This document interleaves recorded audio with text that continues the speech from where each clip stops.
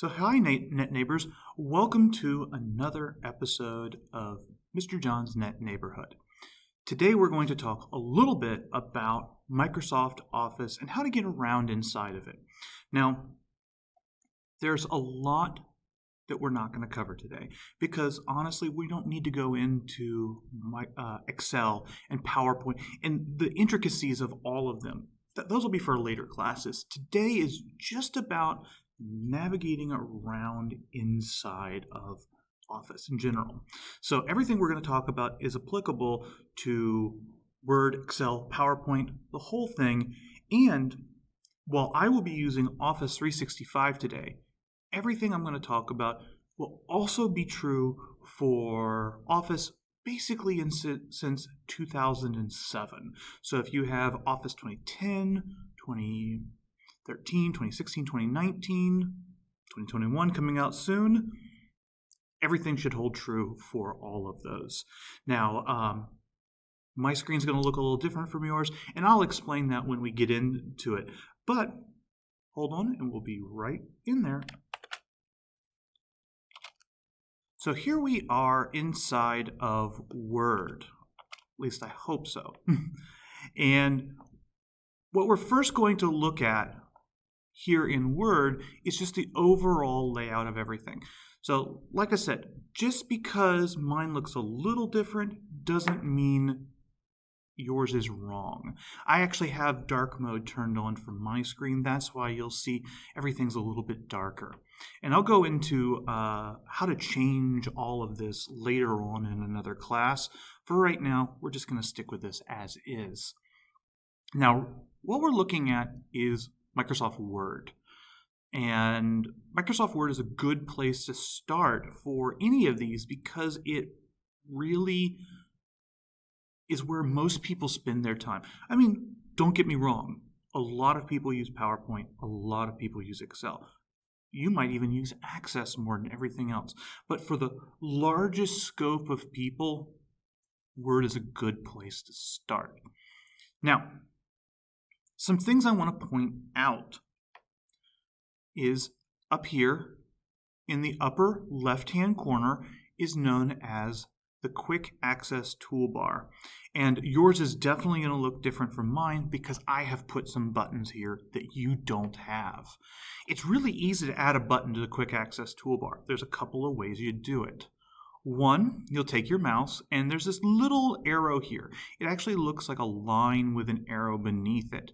If you just click on that particular button, you'll see a list of the commonly used items for the Quick Access Toolbar. As you can see, I have automatically save, which kind of doesn't really make sense, but it works for some of the other things that I do. Undo, redo, and touch mouse mode. Touch mouse mode is something that I have on really for classes such as this, just so that I can show you the effect of it. As you can see, there's a little check mark next to it. That means it's on. And here is that button, that touch mouse mode. And if I touch it, we can see two options, mouse mode or touch mode. Now, honestly, you really only have to worry about this if you have a touch screen computer. But I personally kind of like the larger buttons that come with the touch screen. So I'll often put it in touch just so that I have larger targets to interact with my mouse. For right now, I'm going to put it back to mouse mode just so we can see everything like you're going to be seeing. Now, let's say I wanted to add something from my interface here to the Quick Access Toolbar. We're going to go with this editor here at the far right-hand side of the ribbon, and I'll go into what a ribbon is in a minute. But if I wanted to add this up top, it's pretty straightforward. I just take my mouse over to that button, right-click, and there's the first option, Add to Quick Access Toolbar. So I click on it, there it is, ready for me to interact with. Now, I don't really want this up there, so I'm just going to right-click on it and remove from Quick Access Toolbar. Notice it never left the ribbon where it is over here, so I'm never really going to miss it. It's just always there, ready to go. I usually use that for projects where I might need a button on another tab, and I might be going back and forth a lot. It makes it so much easier to just put it up at top for the length of my project, and then I remove it. Now, the next thing we're going to talk about is the ribbon. And the ribbon is this user element going along the top of your screen. Now, I would like to bring up Excel and PowerPoint real quick. So here they are. So here's Excel, and here is PowerPoint. And notice all three have that same ribbon. So even though I am inside of Word for most of this today, everything I'm saying is holding true for these other programs. So let me go back to Word.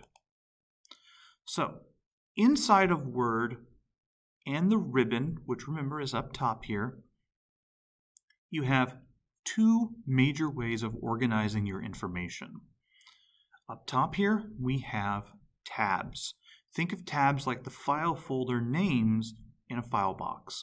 So each one of these is a collection of buttons, all with a similar theme, inserting things into your document, drawing on your document, whatever. So I'm going to click on the Insert tab, because this is the place, aside from home, where you're going to spend a lot of your time. Because regardless of what program you're in, this is where you'll add in things such as pictures, blank pages or blank content, really anything that you want to add to the page other than whatever you're typing. That's where you'll go for Insert. I'm going to go back home because, like I said, that's where we'll spend most of our time today and really whenever we're in the program. And we can see at the bottom of the ribbon, we have the other way of organizing our material into groups. So within the Home tab, we have the clipboard, font, paragraph, styles, editing, and then I have voice and editor. Remember, I have Office 365, so I'm going to have something slightly different from you, but that's okay. Yours is probably going to end on editing. Now, you can add new ones. We're not going to go into how you add new ones today, but you can add new ones. So if you're on a computer and you find some extra groups, that's okay. Things just pop up from time to time, depending on the computer you're on or what somebody else has done. Now, there are also contextual tabs. So we have these tabs up here, but what if you've done something? Nothing bad, but what if you've done something? So I'm going to come over here, and I'm going to go back to Insert, and I'm going to insert a shape. So I'm just going to click on Shapes, and I'm going to grab this star. I'm going to click on the screen. So now I have a new contextual tab, Shape Format, and they usually put it at the end of the ribbon to really make it easier to tell what's going on. Now that we have this Shape Format tab, we can control things about our star that we just added. So if I wanted it to be a different color, I would just come to Shape Fill and choose a color. I'm going to go with a nice orange for right now. I'm going to change that shape outline also to orange, and now I have an orange star here. Now, what if I want to continue doing other things in my document, writing, editing, anything like that? I'll just click away from the star, and notice what's happened.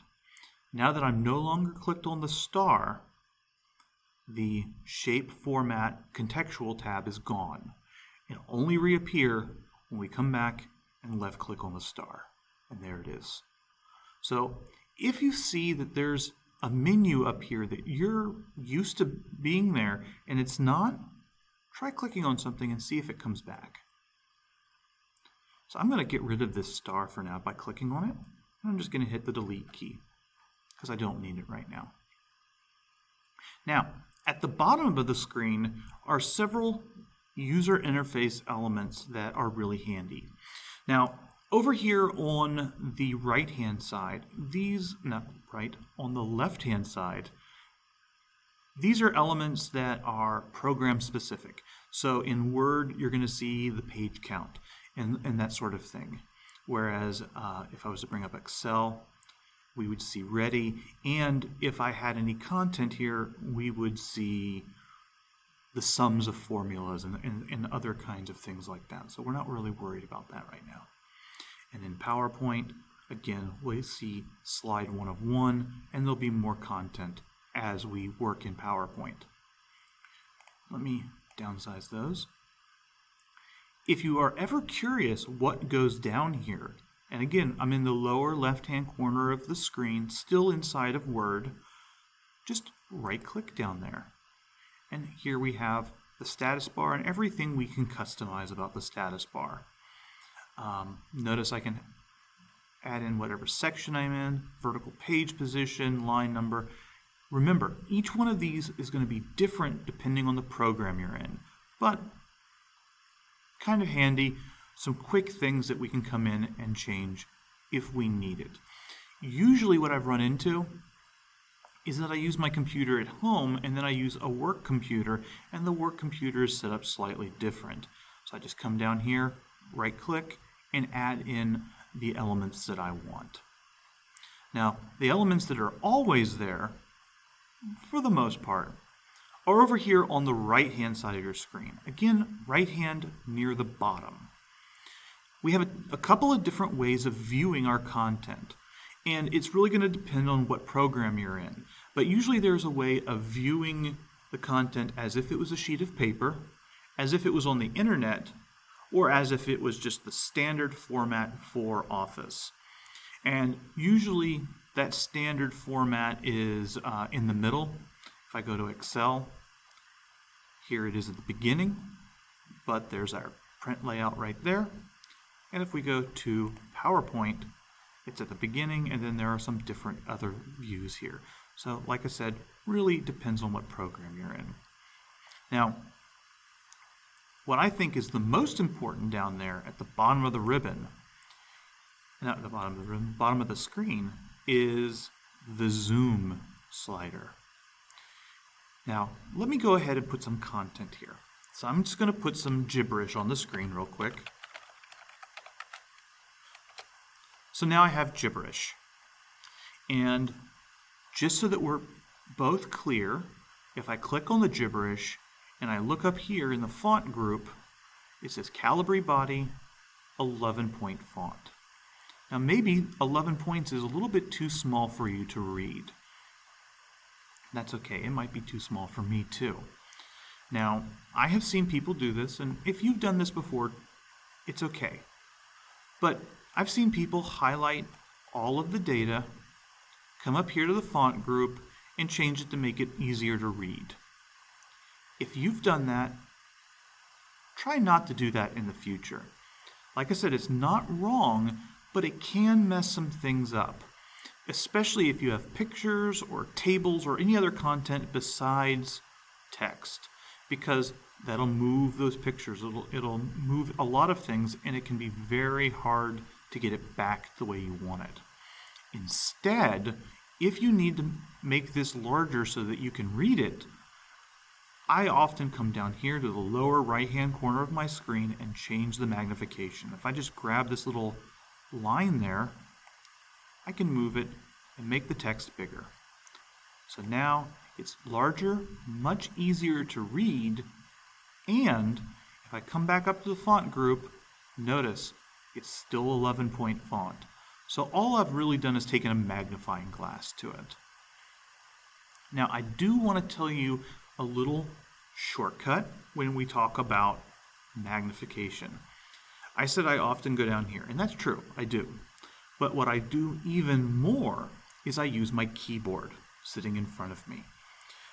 Now, remember, this is only applicable if you have a physical keyboard like I do.